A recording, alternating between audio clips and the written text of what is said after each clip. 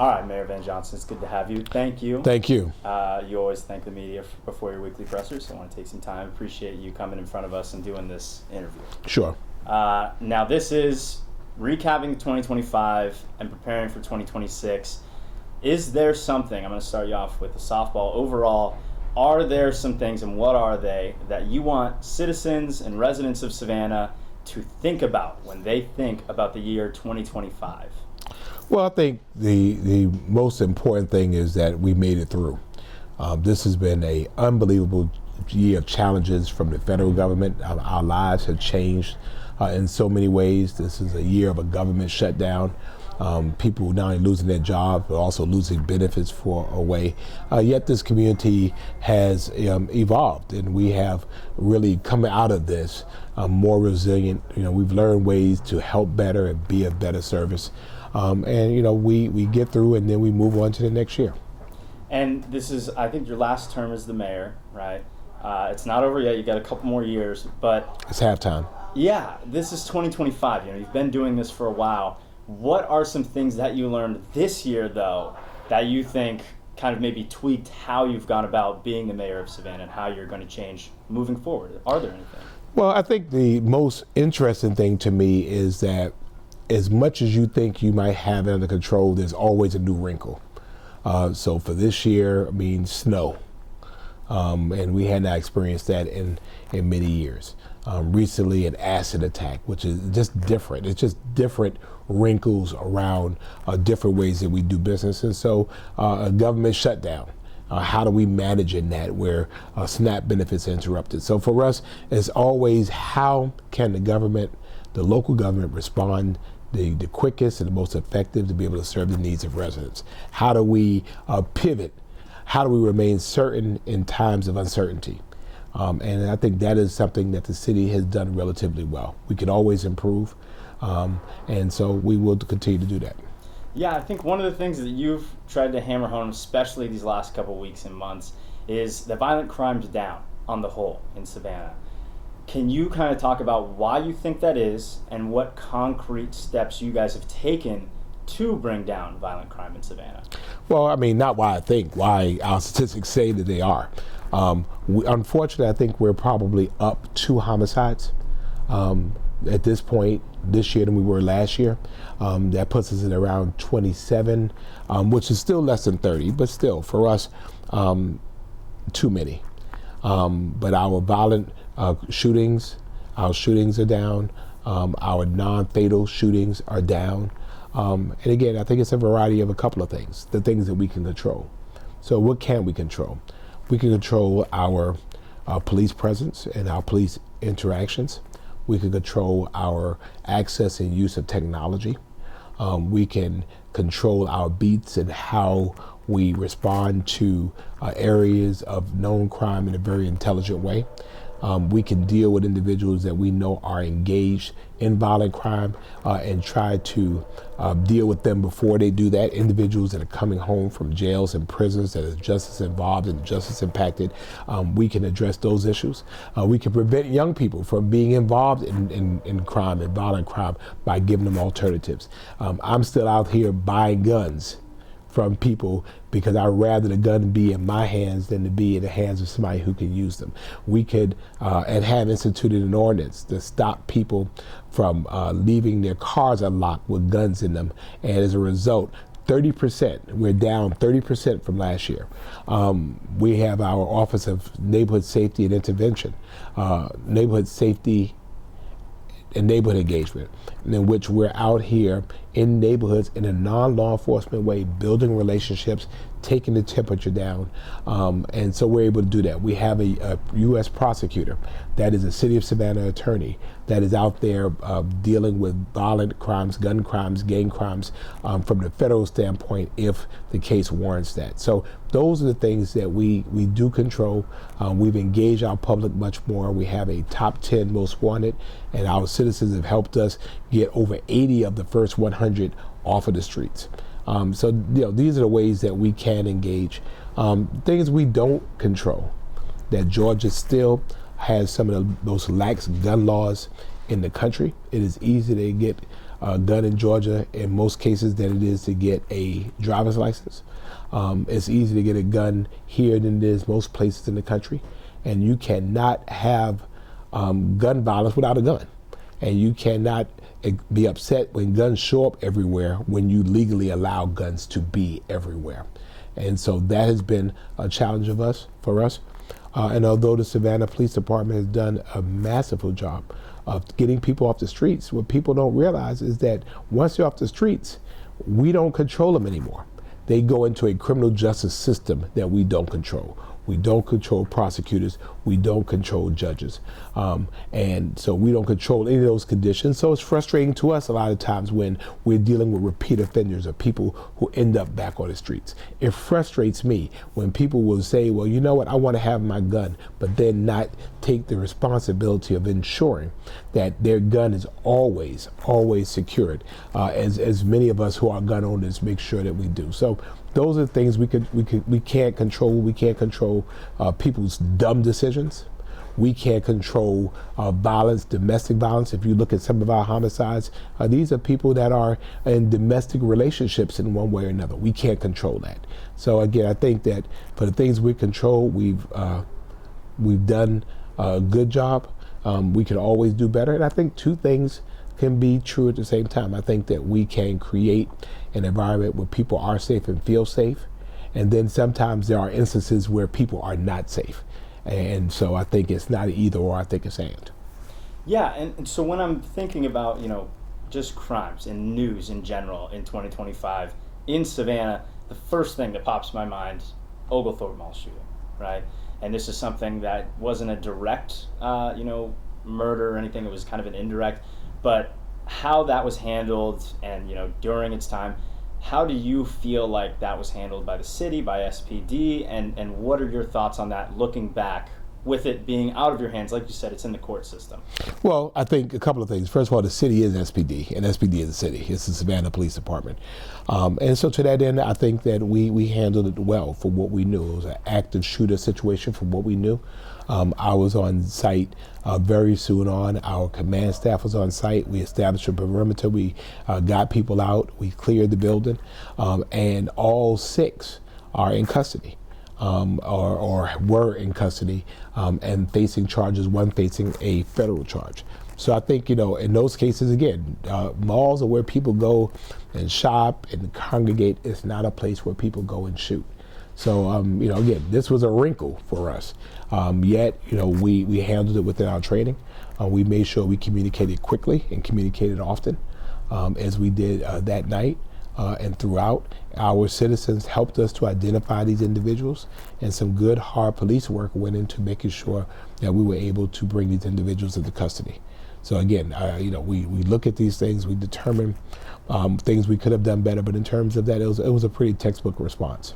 Yeah, and I think one of the threads that kind of came out of that revolved around gang violence in Savannah. And I know there was a lot of accusations, there were claims, not a ton of concrete, thorough evidence. Where do you believe that we stand with gangs and gang violence in Savannah right now? Savannah has gangs like everybody else. I'm from Brooklyn, New York. I know gangs. I grew up in an environment where there were gangs. So for here, these gangs are different. They're much more fluid. They're much more location-based.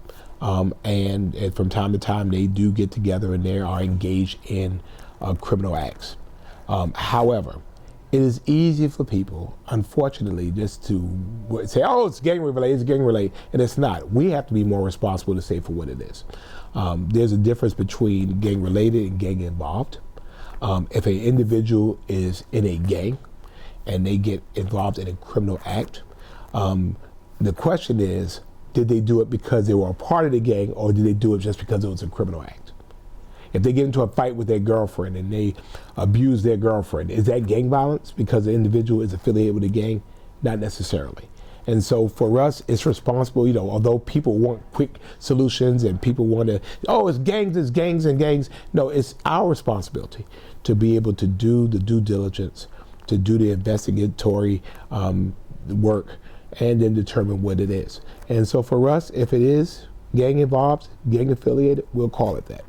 If it's gang adjacent, then we'll call it that as well. But we're not going to, and we don't have the luxury of just taking a wide brush and just saying it's all gangs, it's all gangs. No, we have to understand the whys, we have to understand the motives, we have to understand the opportunities that were involved and be able to address it for what it is.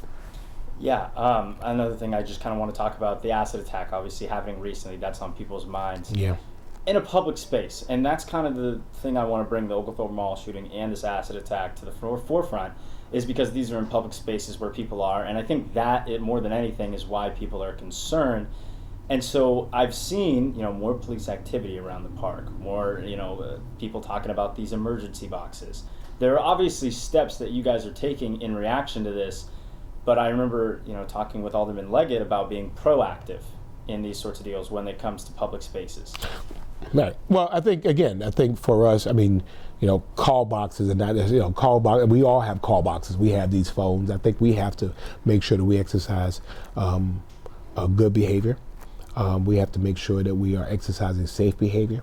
And I think that's a responsibility that we do. We have a responsibility to make sure that we are patrolling and that we're out. We're making sure that people are safe to the best of our ability.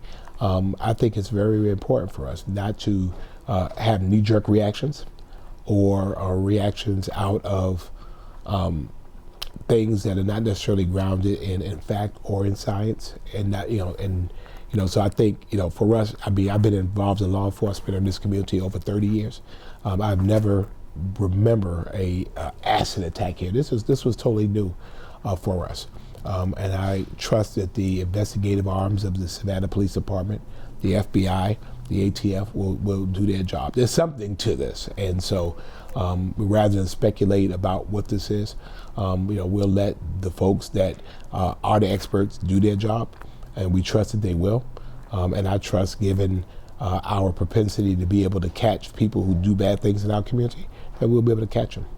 And, working with the FBI, the ATF, when it comes to something like that, like this case that has become, it's gotten nationwide attention, right. How does that necessarily change how you guys go about things or communication with the FBI and ATF? What does that look like, if you can kind of take us behind the scenes there of working with these national agencies on this Savannah-specific case? Well, we work together all the time. There's a Savannah office at the FBI, and there's a Savannah office the Alcohol, Tobacco, and Firearms Bureau here. So these are individuals that are Savannahans. We work with them all of the time. We work with them on major events. We pass information back and forth. So we're just elevating the relationship that we already have. And so we work very well together. Obviously, the federal government has some resources that we don't have. And so we're utilizing and leaning on them to use some of those resources to help us to, determine what actually occurred, what the facts are, and who's responsible. So that's the good part about having good relationships and nurturing those relationships. And I want to kind of talk about the police for a little bit here. Sure. SVD. When you talk about people having qualms with the police department, that's nothing new. That's not Savannah specific, right? That's everywhere. People are always going to have problems with that. But why do you think there might be a specific disconnect with people here and the police office in Savannah, if there is? I don't think it's any more than anywhere else. Again, I'm a law enforcement professional. Still teach law enforcement from time to time. I lead two major organizations, one for mayors and one's for elected officials. There's not a city of any major size in this country that don't have these types of issues, which is part of the issue. When I was a police officer, people kind of wanted to be the police. Nowadays, people don't want to go through that. They don't want to go through that abuse. The things that people can say, the people putting cameras in their faces and calling them names, when all they want to do is serve and then go home at the end of the day. And so for our law enforcement, our first responders, I salute them every single day because the reality is much more difficult for us to recruit. For people to come and raise their right hand. Some of the young people that I talk to that say, complain about the police, I say, why don't you become one? No, I ain't becoming no police officer. Well, again, if you want to change you change it from the inside. And so, that was part of, I had a bad experience with police when I was growing up in Brooklyn. My father was in law enforcement, and so when I had the opportunity, I became a member of law enforcement. It's a different mindset when you recognize that, most police officers, most of them, the vast majority of them, they just want to do a good job. They get out there, they put on a uniform every day, not knowing whether they're going to come home to deal with ridicule and embarrassment from people who sleep every night under the cover of protection they provide. And yet they still come to work and they give their lives in doing that. Now, that being said, we have sometimes people who should not be police officers. They should be working somewhere else. And so when those cases happen, and they've occurred over time, we identify them and we get them out of the service. If they're not going to have the integrity, if they're not going to have the commitment, if they're not dedicated to serving everyone, then they don't need to be police officers, and certainly not a Savannah police officer. I kind of want to get your take on something, because we have gotten some, questions, complaints of people talking about law enforcement in Savannah. Mm-hmm. And specifically, I think one that we've gotten that I think, at least has some credit, because people always have, incredible takes, but the police chief. Mm-hmm. A lot of people don't think that he gets up and answers questions about stuff like the acid attack. And I don't think these people want the investigation to be opened, but they want to be made assured and, given assured. And they don't think that that happens enough in Savannah with the police chief. I'm not asking you to throw anybody under the bus here. I'm not.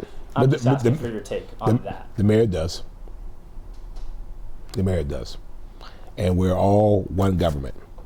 And so the reality is that this government speaks. We have been very transparent. The fact is, if the information comes from one government, if it's coming from the mayor, if it's coming from the police chief, or whomever it's coming from our organization. And so I think that we shouldn't be necessarily involved with the specifics of who, but really about the veracity of the information and the timeliness of the information. When we had the Oglethorpe Mall shooting, the chief was out there.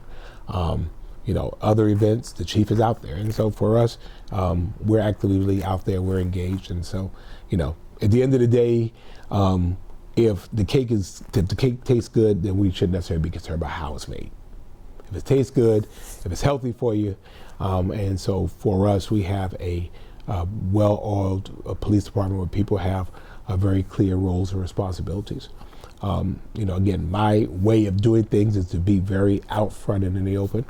And I think, as Chief Gunther continues to grow in this position, he will, be more outward forward facing.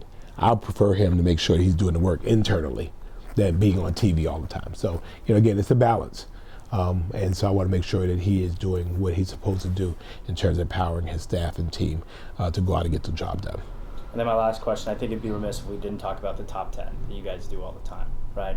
I think one thing that I noticed today that I haven't noticed in the past is you saying, we're still looking for so-and-so. We're still, and I was just about all the people in the top 10.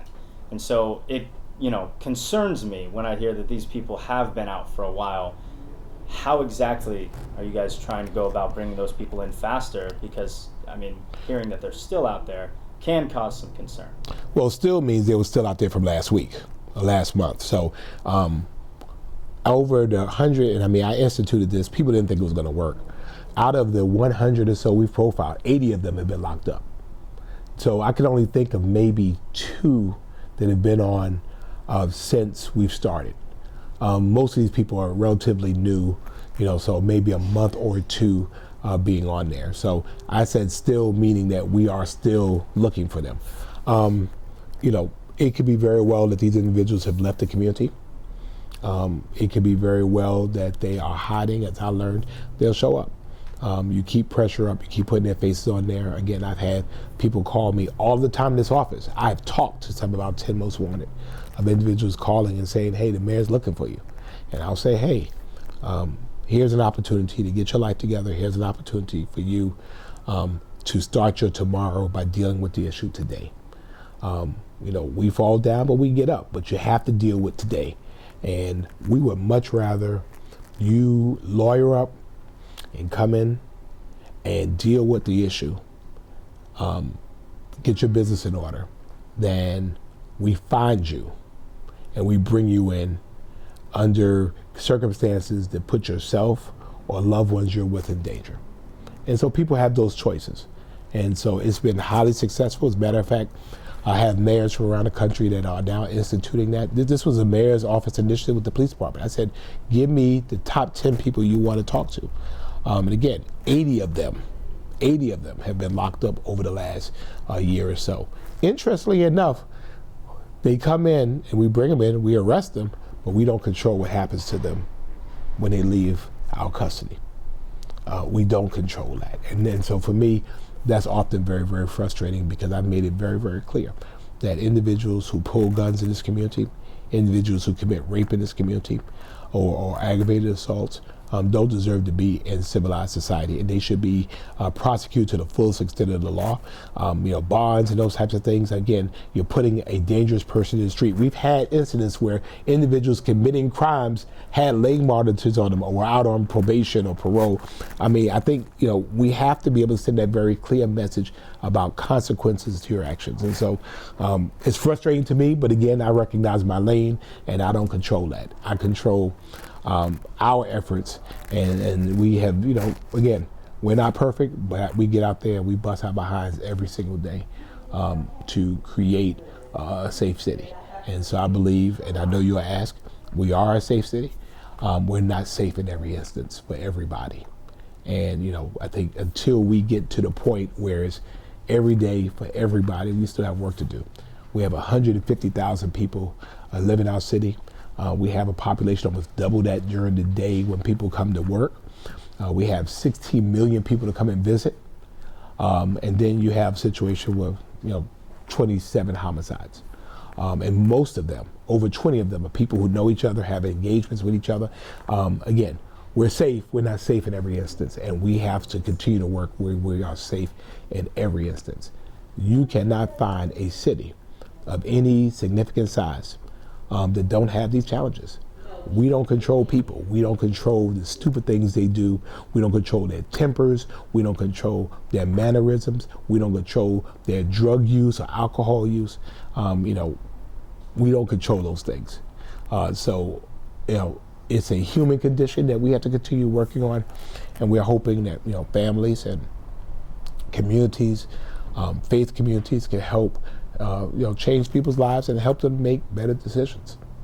Thank you for that. Yeah, I grew up right next to Tacoma, Washington, one of the worst crime per capita, violent crime per capita. The mayor of Tacoma, Washington is actually a very good friend of mine, Victoria Wood. She's finishing her term next week. Well, there you go. Yeah. Pretty good. Now I want to move on to kind of city-specific questions, moving out of the police force. You said they're the same thing, but just the council-specific. Talking about it's cold here, right? We talked about that earlier today. You said that the city had learned some lessons from the snow earlier this year. And I know it's not going to snow every year, but can you talk to me about what a couple of those lessons were, other than I'm not driving my car out in freezing conditions? Well, I think we did a really good job of telling people not to drive. Again, people make their own decisions, and it was just not much we could be able to do about it. It does not make good fiduciary sense to invest in plows because it's 9 years before we might see it again, or some we had some sand that we put out. We recognize that causes a different issue on our roads. We were able to manage our government remotely for the most part. People had challenges getting to and fro. Again, our world is changing. We're becoming hotter and we're becoming wetter. And we're becoming colder, and we're having more precipitation. And so that is climate change. It's real for us. And we have to make sure that we're positioning our city to respond in the best way possible, to make sure that we're able to keep people safe, keep our government open and functioning. Again, as a New Yorker who knows snow, who's gone to school in snow, gone to work in snow, it's been no big deal. It's a little bit different here. We know what black ice is. And we know the dangers of black ice. And I think now, after this experience, some other people know it too. And talking about melted snow, water, one of the first things when I was moving here was that it floods. And you got to watch out for the flooding that happens, right? And so here comes the stormwater drainage fee to help shore that up. I'm sure that's why you guys were thinking of it. Can you tell me the difference that is going to make working on this stormwater drainage project? So it's a couple of things. We engage very heavily in SPLOST, which is a special purpose local option sales tax. By law, that's a voter approved referendum. Is used really for capital stuff, to build stuff. Pipes that go into the ground, new pipes, fixing pipes. It is not for maintenance. We cannot use it for maintenance. And so we wanted to come up with an equitable way of making sure that we are maintaining a stormwater system, because we know that our days are getting wetter. We know that there's more water happening. We're having more sunny day flooding, as they call it. We had some days during the summer where all of a sudden it's just pouring down rain. And so we have to have a dedicated source of revenue to be able to maintain the stormwater systems, to get it to the point where it is. To do it the way we need to do it is totally underfunded. And so this is a dedicated fee that will be used only for that. And the best part of it being a fee rather than a tax is that a fee, everybody pays it. A tax, just non-exempt property owners do it. And so I think we, last year, in December, we created the utility. We've had meetings, we've had open forums, we had 6 district meetings. We put together a community forum of people to go out there and help us to understand not only the best ways of doing it, but the best ways of communicating that. And so I think the city staff and the city council has done a really good job of preparing people for what this means. We're talking about maybe $4.75 to $6 every 2 months or so for the average homeowner. Keep in mind that we just reduced taxes in July, and the reducing of the millage rate is probably more than what the individual will be paying for the stormwater fee, but it helps us really have that money dedicated to that purpose, because when it rains, trust me, people are just like, what are you going to do about it? What are you going to do about it? And during our strategic planning process, the number one issue for council and for our community was about stormwater, about flooding, about infrastructure. And so this is the answer of a responsive government, hearing what our residents are telling us and now taking what we heard and putting that into tangible action. And like kind of what I said, how much of a difference do you think that will make for people who traverse through Savannah and see these flooded areas? It's a game changer. I remember when I was in college when it would storm and literally streets were flooded out, houses were flooded out. I participated a couple of times on canoes with people I didn't know, going into their houses, pulling them out of houses. Because of the money that we've put into infrastructure since 1985 through SPLOST and other means, we don't have structural flooding like now. We have street flooding. And we have some areas, if you see it on a clear day, the street does this, it dips. And so we know those are basins.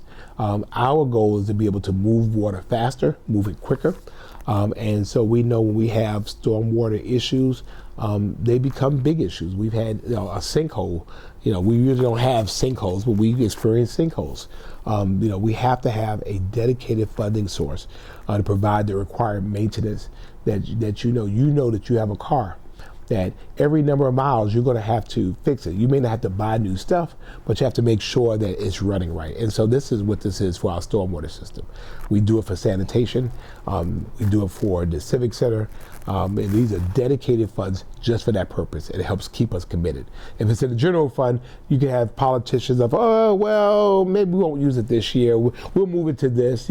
This gives us a dedicated funding source just for that purpose. Awesome. Yeah. And then I think kind of the same thing, water, right? We're talking about the growth of the city, the growth, the need for more water. But I want to focus on just the growth aspect right now. You've seen Savannah become a bigger city as you've been mayor. Can you kind of talk about how maybe in 2025 and moving forward, you guys are handling all this newfound growth? Well, I think, we've been growing pretty steadily. COVID, a lot of people started to discover Savannah. We have folks that were moving here, buying houses, sight unseen, and just purchased a house. It drove up our housing market in many aspects. Our city has become more diverse, people coming from all over the world choosing to call Savannah home, and we welcome that. We are a city of hospitality. We call ourselves a hostess city of the South. But how do we maintain a way to manage the growth, and make sure that we're making it and continue to make it hospitable for people who live here. And so that's the balance. How do we manage our different industries, our tourism industry, our port industry, our educational industry, our manufacturing industry, and how do we balance that in a way that keeps Savannah somewhat reliable and somewhat predictable for the experience people want to come when we have here. The good news for us is that we've been able to use that growth to help do a couple of things. It's helped to finance some of the work that we're doing so taxpayers don't have to pay it. It also has helped us to be able to reduce property taxes because, where for people sometimes there's too many visitors, no, they're helping pay the bills. When they stay in a hotel room here, some of that money comes to us. When they buy things here, 40 to 45% of that, that money is coming to us. So for us, it's a matter of not only welcoming it, but also managing it so that Savannah does not become something we don't recognize. Everyone wants to visit Disney World. Nobody wants to live in Disney World. So Savannah first is a place where people live. Then it's a place where they work and play. And so we want to make sure that Savannah is livable first, it's workable second, and then it's playable third. I like that.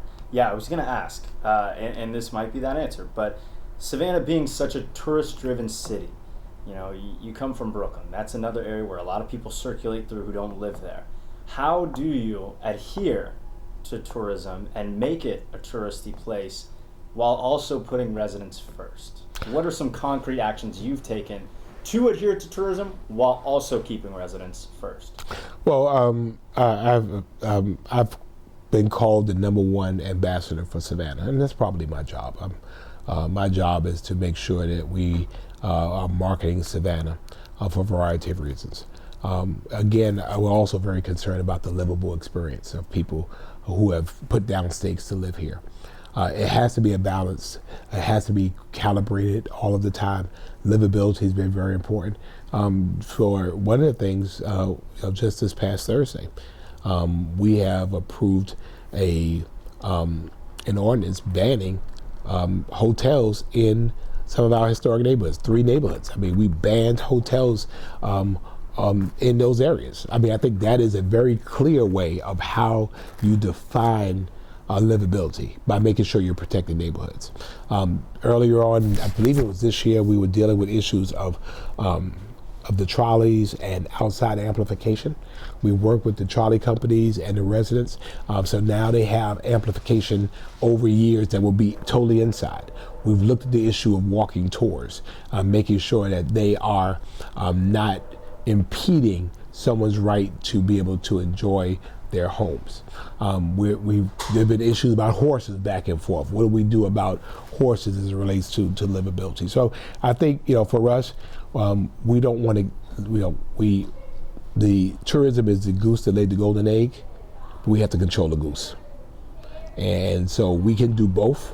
We can be a great place to live and a great place to visit. It's not either or. And the council, the city, we're the purveyors of keeping that balance. And so people who move here recently, they know what they're moving into when they get here. And so we understand that, people sometimes come here, no, you knew when you moved on Broughton Street what Broughton Street was about. And so making sure people have reasonable and manageable expectations about their living experiences here. And, I think, being very, very clear about that, I think that's helped us as well. Yeah, when you mentioned historical village or historical areas, historical villages, I'm thinking about Yamacraw. I know that's been something that's been a story for WTOC for a while now, and we've covered it pretty extensively. The last story, the most recent story we did, were residents concerned about places being boarded up. Can you kind of talk about your experience with this, whole Yamacraw village thing and where we stand today? Well, I'm adjacent to it because the city of Savannah does not own or control Yamacraw. It is owned by the Housing Authority of Savannah through the United States Housing and Urban Development. So that has to be very clear. The city doesn't control it, although people swear we control everything. Yamacraw is a very significant housing development in our city. For over 70 years, some of the finest citizens that the world has ever known has come through Yamacraw Village. It was a place of public housing.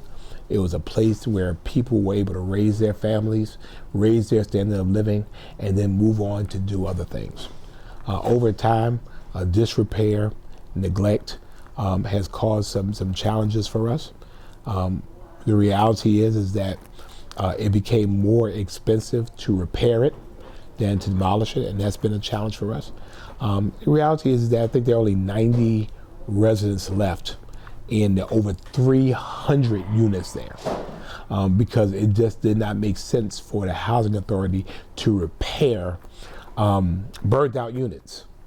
Units that were in cinder block, units that were not quality. I think people deserve to live in quality housing. And so we have put in a demolition request to HUD to be able to knock it down and to redevelop it. We have done this successfully across the city. Just across the viaduct in Fellwood Homes, Sustainable Fellwood, is a way that we can create quality living arrangements for individuals regardless of their income. And so there have been clashes back and forth between the residents and the housing authority, and we just have, folks don't deserve to live like that. They just don't. And so for us, I've supported the demolition of this. I've supported redeveloping it, maybe not in the same way. I don't think that all poor people should live in the same places. I think you have to be able to create mixed use to include some retail. But for me, Yamacraw has been residential, and although there are forces that want to do other things, it will always be residential. And so I've been absolutely emphatic about that. Okay, perfect. Yeah, one of the another historical part of Savannah, the Civic Center. Yes. I was listening to Johnny Mercer's song the other day, actually. But I want to kind of talk about the decision to get rid of the arena, and I think what that does, we've talked about that, but I think what that does is put a lot more emphasis on end market arena. And Yes. so how are you guys handling kind of maybe what is a surge of events coming to end market, which has kind of become the premier Savannah, place to do an event? Well, over 20 years ago, when I was the first district alderman, and the Civic Center was in my district, we were talking about a new arena. There was never any conversation of having two arenas. There was only going to be one arena. And everyone was very, very clear that, because some people were saying, well, you should knock down you should just fix up the old arena. And we made the case that it really cost too much to repair the old arena. So when we built the in-market arena, the reality was that the old arena, the Martin Luther King arena, was going to be demolished. So that has always been the plan. The city council just recently reaffirmed that plan, and it's coming down. To that end, the Savannah Civic Center is inclusive of the Martin Luther King arena, the Johnny Mercer Theater, second floor ballrooms, second floor meeting rooms, and the third floor ballroom. So it's a massive space and massive footprint.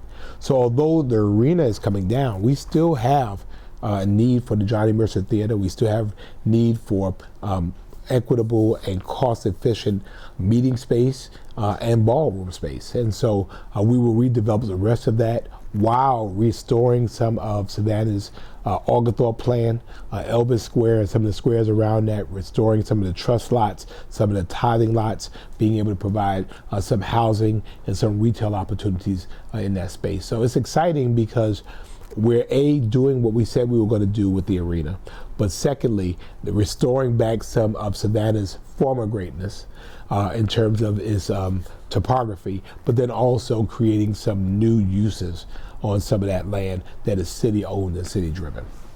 Yeah, and so talking more about end market, when I think of where that's located, right, I think this is off the beaten path of Savannah proper, right?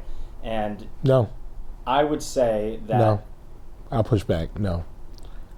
It is less than a quarter mile, literally, in a straight line. And so the goal ultimately is when you look at, and you can walk.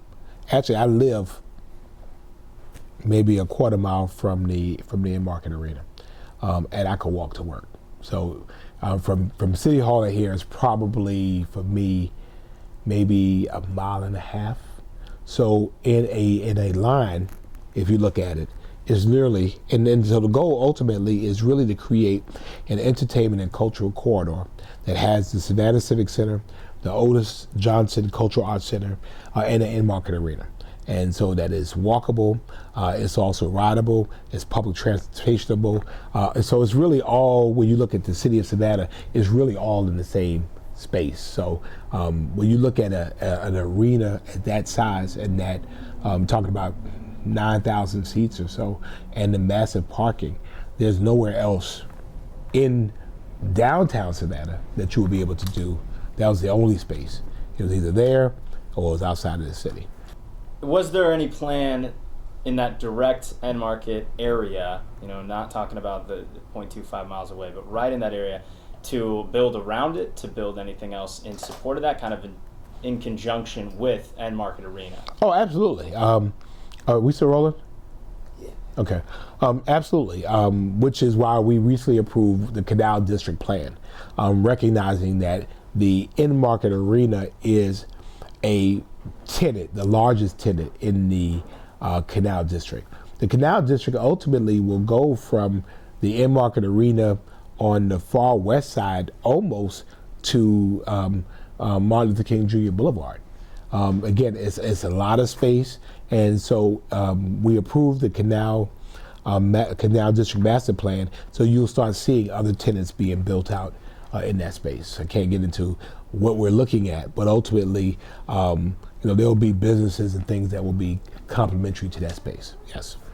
Okay, and I'll move out of the city stuff for now. I'm thinking, it's funny because I had a couple of county-related questions that obviously you're not Sure. the county, but when I'm thinking... I'm a retiree of the county, so that's fine. Events, I'm thinking the cat and county beef that happened recently. We had asked you about that. You said everybody needs to get along. They're currently undergoing some new changes that they might do with the state senator. Do you see that kind of, what's been grinding each other, do you see that continuing, or do you see them coming to a resolution here pretty soon? I mean, all I know is that we must come to a resolution. Public transportation is too important to the lives, to the independence, the dignity of Savannah citizens. More Savannah citizens ride Chatham Area Transit than anyone. And we know that sophisticated cities have sophisticated transportation systems. I was in Toronto, and there's a train that goes from the airport right downtown. There are places that you go and you see people, business people, students, elderly getting to where they need to go through public transportation. And so I've watched this with great interest. It's unfortunate because I think that the Chatham County government should be working with Chatham Area Transit. We're serving the same folks. And so, the allegations and these other types of things, I mean, they're unfortunate. And people should not have to worry about how they're going to get to the dialysis appointment. We continue to support public transportation. As a matter of fact, the city of Savannah provides free transportation through CAT to several of our more impoverished neighborhoods in the city, because we know it's important for people to be able to get around. This is fare free transportation. I'm just hoping they continue to communicate and work it out. But on the other end of it, I think that the state has spoken, and the county needs to appoint their members to the board. I mean, you can't be at the table if you're not at the table. And so right now, they don't have their 3 appointees set, and so that CAT board is moving along, making decisions. We deserve better than that, and so again, I just think they have to work it out.